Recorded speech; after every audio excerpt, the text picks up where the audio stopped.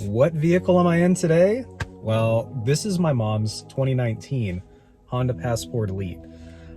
I've had a lot of questions on the channel asking about the Passport versus the Ridgeline, and you know, I'm lucky that I'm in a situation where somebody in the family literally has a Honda Passport, an Elite, no less. So I thought I'd give you a quick walk around as like an owner's review of the car on what things work really well with this and what things don't, and also where you might find use for them. So right now I'm in Idaho, and it's pretty country around here. So the vehicle, you know, was touted as Honda's off-road capable vehicle with the biggest or the greatest ground clearance of any model in the lineup. Well, it's true, it does have the best ground clearance of any of the models currently.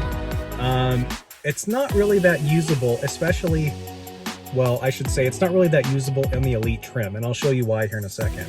But first things first, you know, I ended up picking up this for my mom in 2019 as a gift. She hasn't really ever had a new car, and I loved the Passport when it came out. It did have some of the electronic issues that a lot have had, at least initially, and that primarily came from the most connection systems, which run throughout the car, and they're integrated. So since they're integrated with all things in the car, one thing can be connected to another, and as an example, you know, she was having issues with the radio popping, and that's what most people experience. But at least in her case, she also had issues that when the radio would pop, the speedometer would completely go off, black, nothing, while it's moving, while it's driving, everything.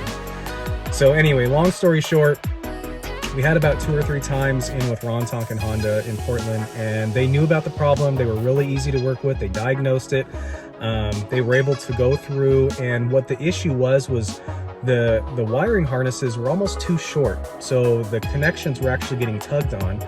When you would go over bumps and there would be slight flex, there was just enough that it would flex with those connections and it would cause things to have hiccups. Anyway, that's all been rectified, and she loves the vehicle. I love driving it. It's really, like, it's a really good car, and I'm really, really glad that she ended up in it, because it's, you know, I would love to have one of these if I had use for it. I just don't. So let's hop into the little review here, and I'll show you some key points.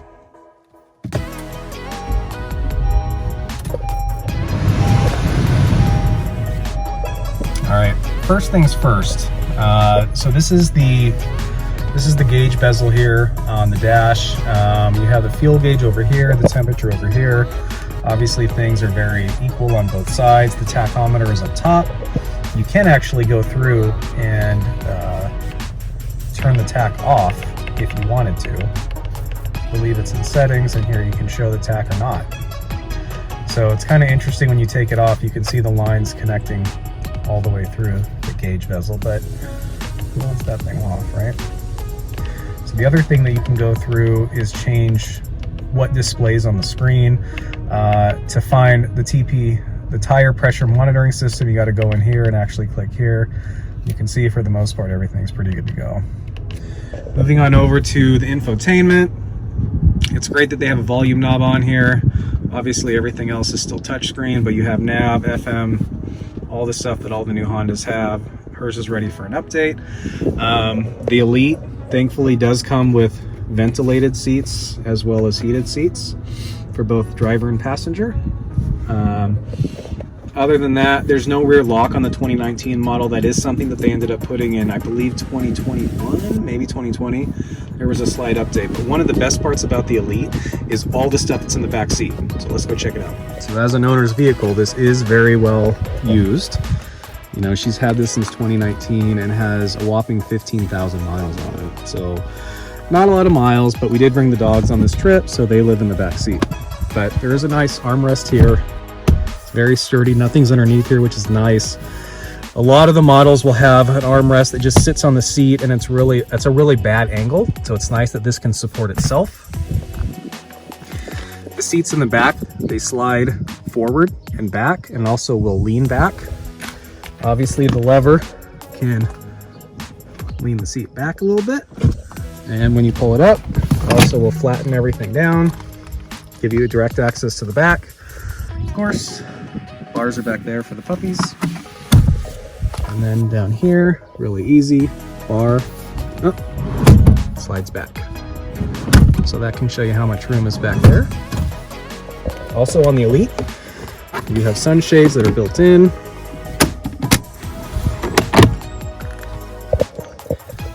So taking a look at the back, you have rear heated outboard seats, 3-level.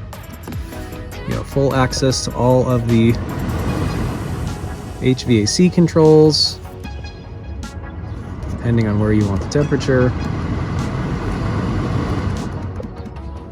You can turn it off. You have 150 watt AC outlet, 2.5 amp USB A's, no USB C's in this. Some rear mat pockets, overhead lighting,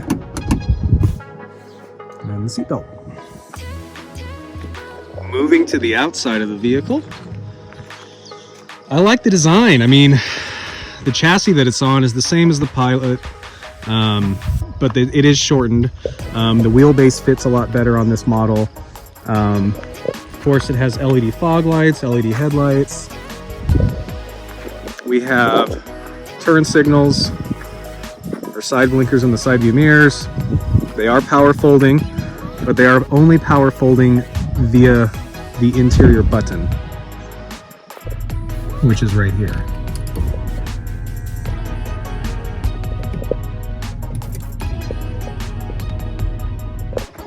It's unfortunate that they're only power folding when the car is on and by pressing the button. With Acura, when you lock it, the side view mirrors fold in. That would have been a nice touch. Moving around to the back of the vehicle, there's a spoiler up here, which is nice, just enough to get the sun out. The back wiper is super helpful. So some of the things that are not great, well, this does have the kick open, but as you can see, it does not work all that often. No matter what point you kick underneath the car. So finally got it there, but it is not super reliable.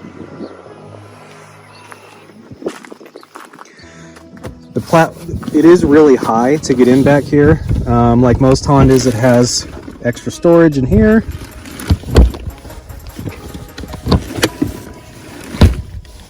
Not like the MDX, this cannot flip over and have a hard side, so it's only one side that goes in. There's a 12 volt in the back. Other than that, pretty straightforward as with most. There's a hook here.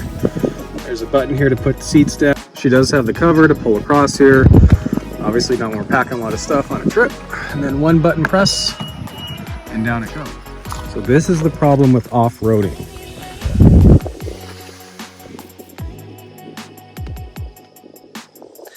When Honda puts 20-inch wheels on the car, it makes for a really narrow sidewall. And when you're taking the car off-roading, you know, out there, it makes the tires really prone to being punctured and getting a flat, which is the last thing that you want to have when you're out and about. And I know a ton of owners that have the Elite or any of the ones that have a 20-inch wheel have encountered a lot of issues with the Continental tires and having them pop. So we're still trying to weigh out and see if she wants to end up swapping them out and get 18s, get a nice, you know, all-terrain-y type tire. The other thing that's really tough about this car is the adaptive cruise is horrible.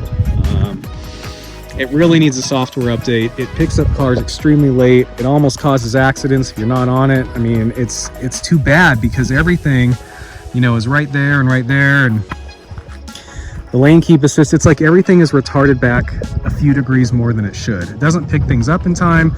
It doesn't keep in the lane in time. It's very bad reactive. I did end up getting her side steps. She is pretty short.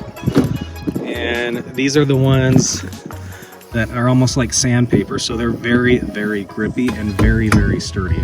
They're definitely steel. They're really easy to put on, and they're a big help for people that are shorter. Obviously, the vehicle's not that tall, but when you're older, shorter, getting in, everything helps. Other than that, the checkered seat pattern on the Elite's really nice. It is great that they have power seats, both front or both driver and passenger. It does include the black roof rails up top. So all in all, there's always going to be little things that don't work for you or me or whoever else who has a vehicle. In this case, it's safe for her. It gets her around.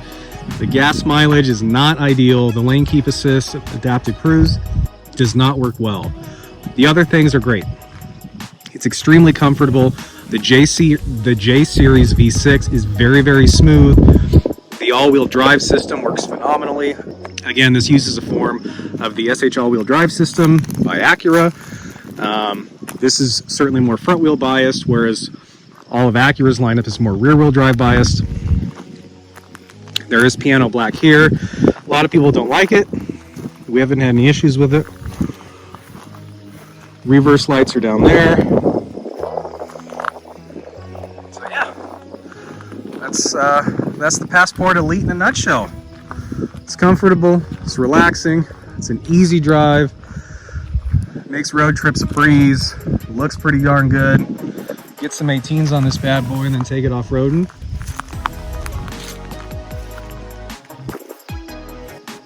Have some fun. All right, I'm gonna head in out of this Idaho heat. Being from Oregon, I don't really have the skin tone to deal with this thing very well, so I'm gonna hop inside and cool off a little bit. But let me know if you have any questions.